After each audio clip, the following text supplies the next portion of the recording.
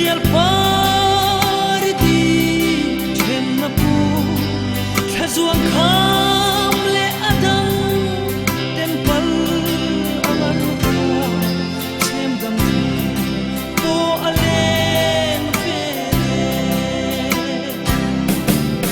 an mo nie ye len tu chok rei sen shi now parle kham rao duile far pa vivo hir hian dona tam lung ale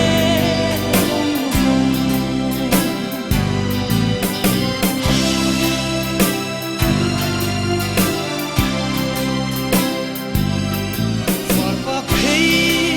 tam chi lim thana in him ten lengin kan hoi ve charo mei zam le len tu sin ten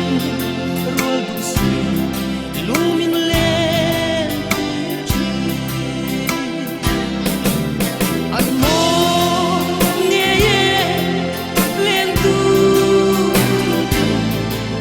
chok rei sen shi now parle kham rang buile far pa vivo hir hian dona tam lung ale chalen ke khuayang loya lim te han lem na